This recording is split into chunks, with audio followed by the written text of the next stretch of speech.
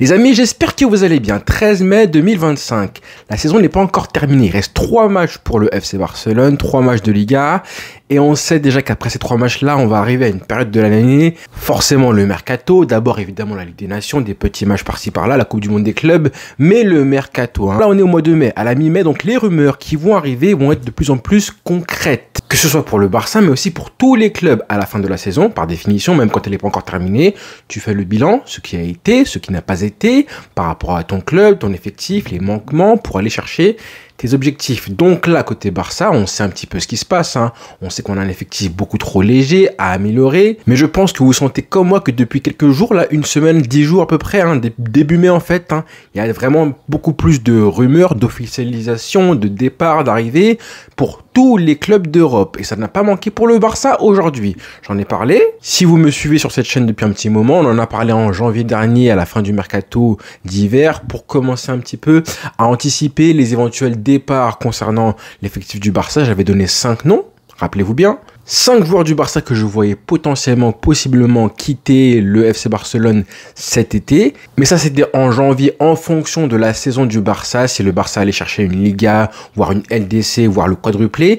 Là, maintenant, on est presque fixé avec une Liga remportée en plus de la Coupe du Roi. Je pense qu'on peut se prononcer de plus en plus sur les potentiels joueurs qui pourraient être mis, entre guillemets, sur le marché des transferts par le Barça. Justement, aujourd'hui, breaking news, enfin. On a le quotidien Sport qui en a fait un article aujourd'hui en citant tous les noms des joueurs du Barça qui pourraient être mis sur le marché des transferts, sur le mercato qui pourrait être vendu cet été par Deco, directeur sportif du FC Barcelone. Et moi, j'avais donné 5 noms, mais c'est pas du tout la même chose. J'avais donné 5 noms que je voyais potentiellement partir.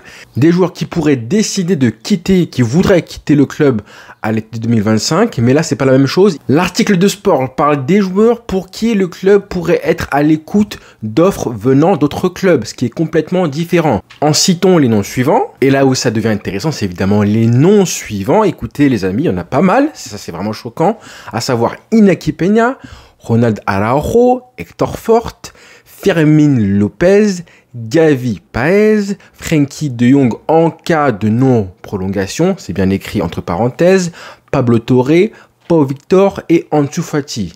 Ce qui fait un total de 8 joueurs, si j'inclus Frenkie de Jong, qui devraient prolonger normalement. Donc on va dire 7 joueurs. 7 joueurs avec Fermín López ou Gavi. En gros, l'un des deux et non pas les deux. Alors ce matin, j'ai mis le tweet, j'ai juste relayé l'information du quotidien Sport et je vous l'accorde, ça reste Sport, c'est pas non plus fiable à 1000%. Mais pour moi, honnêtement, je vous le dis, quand on arrive à ce moment de l'année, là, vers le 15 mai, toutes les rumeurs commencent à être un peu plus crédibles. Et donc j'ai juste relayé l'information ce matin sur mon compte Twitter et la stupeur, j'ai vu des commentaires, une centaine de commentaires, des gens qui disaient n'importe quoi, mais c'est Sport, les informations, la fiabilité, Gavi, jamais de la vie, Fermín López, il faut pas le vendre, etc. Et les amis, attention. Les frères, attention. Là, j'ai juste relayé, première chose, j'ai juste relayé ce qu'a dit le quotidien Sport. Deuxième chose, en fait, là, les gens ont cru que le club était prêt à vendre tous ces joueurs-là d'un coup. Alors qu'en fait, c'est juste les noms pour qui le club est prêt à écouter les offres. Ça veut dire que tous les autres joueurs qui ne sont pas dans la liste énoncée par le quotidien Sport, en gros, ce sont les intransférables. Lamine Yamal, Pedri, Rafinha, Lewandowski, tous les autres, en gros, représentent les joueurs qui sont complètement intransférables pour le club. Par contre, ces joueurs cités, que je vous ai dit, Iñaki Peña, Araujo et les autres, eux, par contre, ceux-là sont potentiellement sur le marché des transferts si jamais une offre intéressante arrivait. Et encore, je vois pas le Barça, par exemple, se séparer de Pablo Torre, plus Fermín López, plus de Jong au milieu de terrain, ça n'aurait aucun sens. Donc en fait, la liste là, elle ne veut absolument pas dire que le Barça veut vendre 8 joueurs. Non, ça veut juste dire que 8 joueurs sont potentiellement transférables pour le club. Alors parmi les noms, forcément, c'est ça qui nous intéresse, les noms qui ont été cités.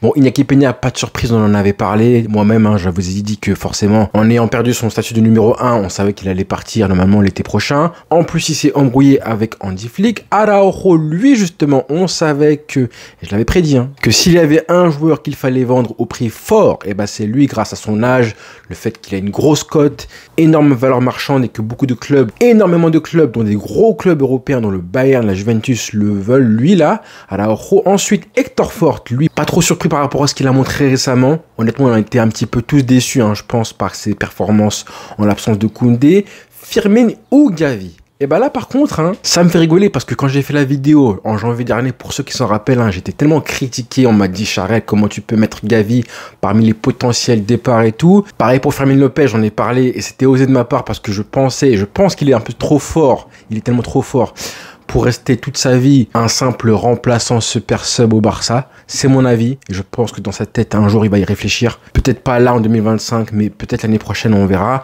Ensuite, Frenkie de Jong, bah lui, comme je disais, ça dépend de sa prolongation. Il va rester, je pense. Pablo Torre, c'est pareil. Lui, aucune surprise s'il partait du coup l'été prochain. Pau Victor et Ansu Fati, pareil. Ils sont jeunes, ils ont du talent, plein d'avenir, on espère pour eux. Donc, rester au Barça toute sa vie comme super sub, non merci. Mais vraiment, Fermin Lopez et Gavi, encore une fois, ça ne veut pas dire qu'ils seront vendus. Pas du tout. C'est juste le fait que là, le club se met dans une possibilité d'une vente si les joueurs ne sont pas satisfaits de leur statut de remplaçant. Maintenant, ça ne veut pas dire aussi que Hansi Flick ne mettra pas son veto et dira non, c'est mort, Gavi il reste, Fermin il reste et je ne veux pas que ces joueurs partent. C'est aussi possible. Mais si jamais ça arrive, si jamais Fermin Lopez quitte le Barça pour une grosse offre, hein, j'espère, parce que c'est un super joueur, et ben vous ne serez pas surpris parce que je vous l'avais dit, je vous avais prévenu. Et encore une fois, moi je préférerais qu'il reste au club. Je veux qu'il reste parce qu'il est tellement fort. Mais être aussi fort dans un club comme le Barça et être remplaçant, parfois c'est un petit peu nocif. Mais bon, il faut s'activer hein, côté Barça parce que on sait que le club galère financièrement, qu'il doit avoir au moins une grosse vente. On pense que ce sera Araujo et qu'elle doit arriver assez vite pour commencer un beau mercato dès le mois de juin. Et surtout ne pas rater des opportunités de recruter tel ou tel joueur qui pourrait être un gros renfort côté Barça. Ça commence mal les amis. Il y a déjà deux potentiels recrues que le Barça pouvait faire qui sont déjà presque sur le point de signer autre part, à savoir Jérémy Frimpong qui est en discussion apparemment, hein, selon la source officielle, la source par excellence, Fabrizio Romano, qui nous dit aujourd'hui ce matin même que M. Frimpong serait en discussion avancée avec Liverpool pour un transfert vers l'Angleterre en provenance du Bayer Leverkusen à hauteur de 35 millions d'euros pour sa clause libératoire en fait tout simplement. Alors que comme on en avait parlé, le joueur était apprécié par M. Hansi Flick. Deuxième joueur c'est Jonathan Tah malheureusement qui lui aussi serait sur le point selon encore une fois Fabrizio Romano de s'engager avec le Bayern Munich pour un contrat de 3 ans alors que le Barça, il le dit, hein, que le Barça avait la main mise sur le dossier du joueur de 29 ans qui attendait depuis des mois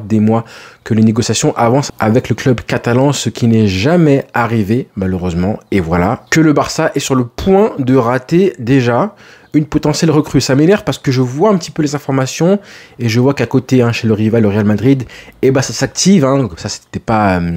ça, par contre, c'était assez prévisible vu la saison qu'ils ont passée avec apparemment Monsieur Carreras comme latéral gauche. On a en défense Dejan Huijsen qui devrait potentiellement signé au Real Madrid. Rodrigo qui devrait partir et ça je suis content. Si jamais tu veux faire une figo, monsieur Rodrigo, tu es le bienvenu à Barcelone. Ensuite, on a du coup des rumeurs sur une potentielle venue de Kevin De Bruyne qui sont arrivées hier soir au Real Madrid. Mais bon, ça c'est à prendre avec des pincettes, hein, heureusement d'ailleurs. Lucas Vazquez qui devrait quitter le Real Madrid aussi. Hein. Eux, ils savent faire le ménage et bien aussi. Il y a même des rumeurs de Kyle Walker. Après la venue de monsieur Alexander Arnold comme backup, hein, comme remplaçant, ce serait pas mal aussi pour eux. Donc voilà. Attention à ne pas rater un deuxième mercato pour le Barça, on en a besoin. Il faut agir assez vite hein, pour ne pas rater d'autres potentielles cibles qui pourraient renforcer la défense par exemple. Le latéral droit, hyper urgent. Si tu rates Frimpong, qui est-ce que tu vas ramener prochainement là? Et bien justement, on va suivre ça de très près et on fera la vidéo, je pense, vers la fin du mois sur le mercato idéal du FC Barcelone. Du coup, voilà les frères, bonne soirée à tous et rendez-vous très vite. Ciao!